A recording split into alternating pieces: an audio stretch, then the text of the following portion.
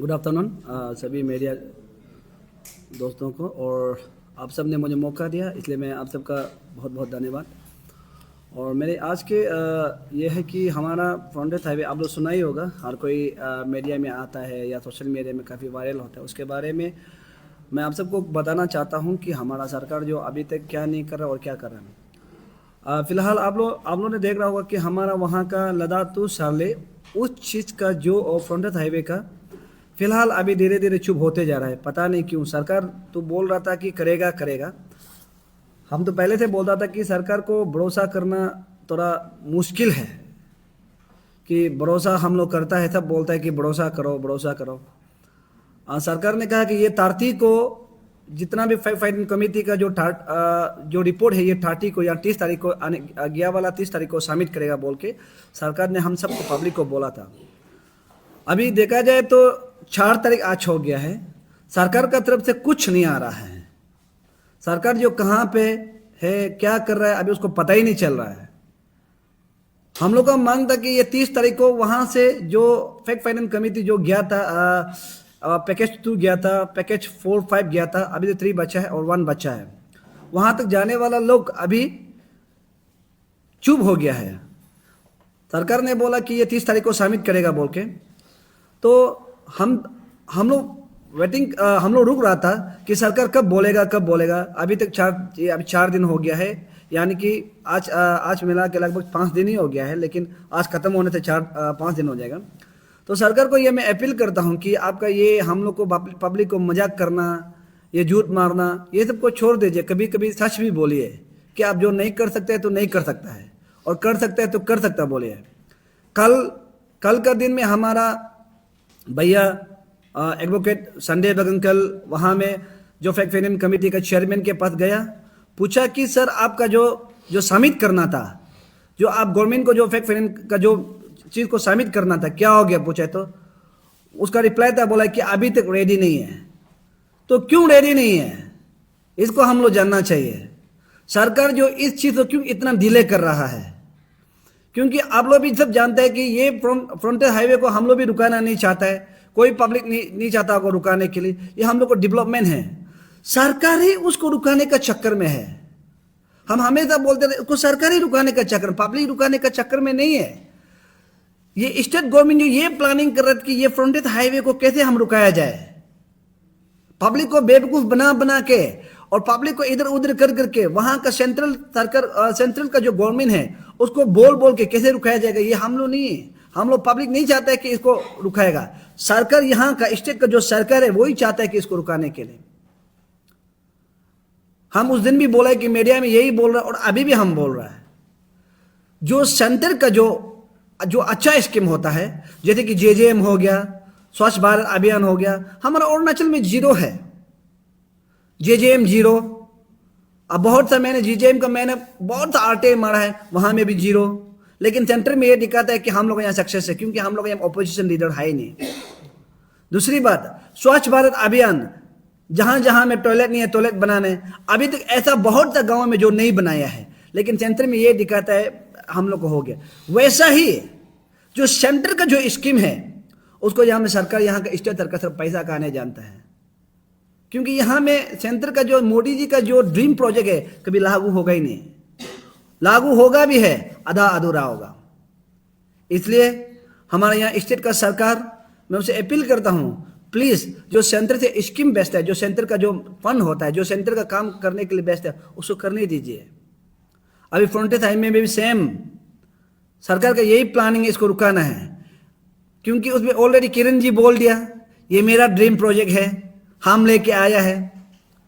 और सुनने में आया है कि हमारा किरण को भी यहाँ का सरकार जो नाराज है, मोदी जी बात भी नहीं मानता है, बोला है यहाँ में तो आधा सरकार तो कांग्रेस का ही है, तो कांग्रेस से गया वाला सरकार कहाँ बीजेपी का, प्योर बीजेपी का बात मानेगा, ये तो क्लियर मैं बता रहा हूँ। इसलिए यहाँ में जो प्रोजेक्ट चलने देना चाहिए था वह नहीं चल रहा है। तो हम लोग का डिमांड था, मैं अन्या टीम और आस्को ऑल नीति यूथ एसोसिएशन से भी मैं रिक्वेस्ट करता हूं, और हमारा आस्को इस्लामिक सोशल वेलफेयर ऑर्गेनाइजेशन से मैं रिक्वेस्ट करता हूं।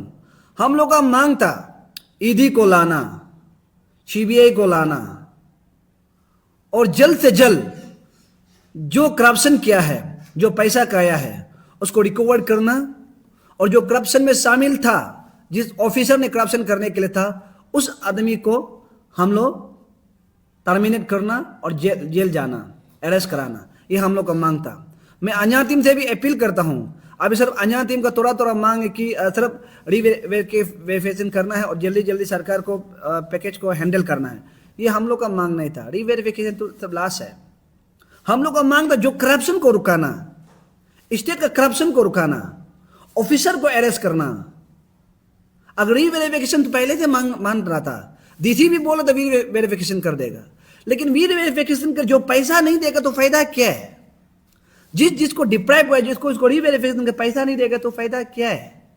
इसलिए मैं अन्य से भी रिक्वेस्ट करता हूं और आस्को से भी रिक्वेस्ट करता हूं, अगर आप दोनों हम लोग को डिप्राइव फैमिली का जो साथ दे रहा है तो प्लीज ईडी और सीबीआई को आप लोग भी डिमांड कीजिए। हमारा पैकेज 4 पैकेज 5 का क्लियरली है, वहां का बहुत क्लियर है। फॉर एग्जाम्पल अनिल रब एडवोकेट अनिल रब हो गया, डेडे हो गया है, शफी बगंग हो गया है, और हमारा बहुत कुछ लोग है जो पैकेज 4 और पैकेज 5 का, वहां तो क्लियर है कि सीबीआई आना है, ईडी आना है, ताकि करप्शन को पकड़ना है और जेल भेजना है, ये मांगता। लेकिन अभी हमारा अन्य भी अभी ये ईडी और सीबीआई को नाम नहीं लड़ा। अन्य से भी मैं रिक्वेस्ट करता हूं कि आप भी जल्दी सीबीआई और ईडी को आप लोग भी प्लीज डिमांड कीजिए। और लास्टली बात, हम आप लोग को ये मीडिया का चैनल से आपको बताना चाहता हूं कि अगर यहां से एसआईटी और एसआईसी, सब लोग बोलते हैं कि एसआईटी और एसआईसी करेगा, तो एसआईसी और एसआईटी जो किसका अंदर में आता है? वो स्टेट होम का अंदर में आता है।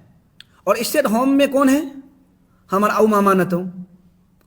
और अऊ मामा नतो ओपनली, स्टेट का होम मिनिस्टर ओपनली ये करप्शन को सपोर्ट करता है, कि बोलते हैं यहां में जो पैसा खाने वाला है वो हमारा स्कैमिंग का लोग ही है, बाकी और दूसरा नहीं है, खाने दो। यानी कि करप्शन करने वाला स्कैमिंग का लोग ही है, करप्शन करने दो। और उन्होंने दूसरा बात ये बोला है कि जो ये करप्शन पैसा खाया है वो सिर्फ अपर स्कैमिंग का, यानी कि चेंगताजो और बामिंग का है, बाकी का नहीं है। हम उस दिन भी ये रिप्लाई दिया था, अगर हम एक तो साबित कर देंगे कि आपका 10 से का जो एक आदमी जो इस करप्शन में ब्रोकर्स बन के है, क्या तो आप उसका पर्स का रिजनेशन देगा क्या? हम उसको यही सवाल किया था। हम अभी भी वही बोल रहे हैं। आप नहीं बोल सकते कि अपर बेल का सिर्फ पैसा का है, आपका 10 इसका भी ब्रोकर्स बन के पैसा का है, ये हम लोग साबित कर सकते हैं। और जिस दिन ईडी और सीबीआई आएगा हम लोग देगा। लेकिन यहाँ का एसआईटी और एसआईटी हो सकता है अच्छा काम कर सकता होगा, हो सकता है बहुत सक्सेस किया होगा, लेकिन इस चीज में जहां पर होम मिनिस्टर इस करप्शन को फुल्ली सपोर्ट कर रहा है, उस चीज को हम लोग बिल्कुल नहीं मानेगा कि ये यहाँ का एसआईटी और एसआईसी को देगा, हम लोग बिल्कुल नहीं मानेगा। अगर हम लोग को सरकार कुछ करना है, स्टेट सरकार कुछ करना है, या हम लोग को बात मानना है बोलने से, स्टेट सरकार को यही अपील करता है कि अब सीडी और ईडी मंगाइए, तो हम लोग मानेगा कि सीडी और ईडी आया है। नहीं तो यहाँ में हम लोग को दिखाने के लिए ड्रामाबाजी, ये क्या क्या उल्टा सीधा बात करके आप जो यहाँ पर सिर्फ स्टेट का वो के लिए हम लोग को आंखों में धूल झोंकने के लिए हम लोग करने से फायदा नहीं है। अगर आप गलत करेगा तो हम लोग पहले से बोला, हम लोग का plan B, plan C, plan A हम लोग को पता अवेलेबल है। अभी तो हम लोग सिर्फ प्लान ए यूज किया था, अभी तो बी सी बचा हुआ है।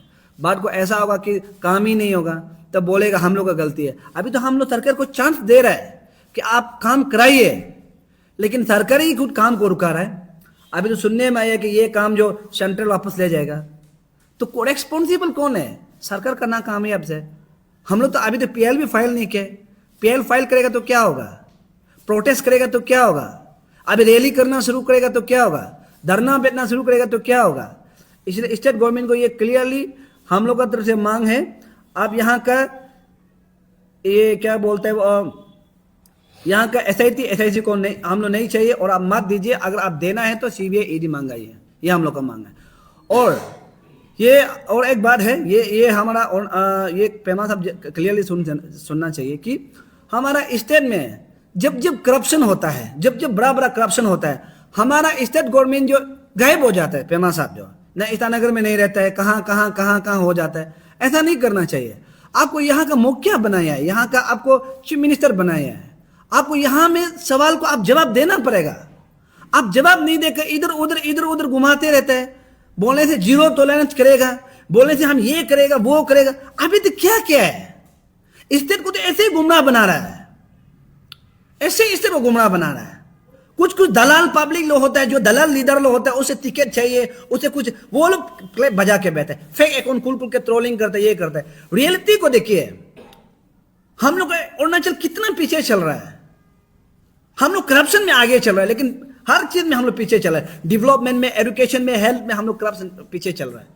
इसलिए पेमा साहब को हम ये रिक्वेस्ट करते हैं, जब अरुणाचल में प्रॉब्लम होता है, आप तब आप पीछे हट जाता है। आप गए तुआंग में जाते हैं, कहीं टूर जाता है, तब यहाँ में निशी एमएलए, निशी मिनिस्टर को रखता है। मैं क्लियरली बोल रहा हूँ, ये इलेक्शन खत्म होने के बाद यहाँ में ना निशी एमएलए काम आएगा, ना कोई काम आएगा। जिस दिन हम लोग सड़क पर उतर गया, पब्लिक जो ये करप्शन के लिए सड़क पर उतर गया, उस समय में ये निशी एमएलए मिनिस्टर कुछ काम नहीं होगा। इसलिए मैं क्लियरली बोल रहा हूँ, अभी समय है, ये 5-6 दिन का अंदर में आपका रिपोर्ट सबमिट कीजिए। रिपोर्ट सबमिट करके जल्द से जल्द सीबीआई ईडी बुलाई और जो करप्शन लोग हैं उसको अरेस्ट कीजिए। Thank you.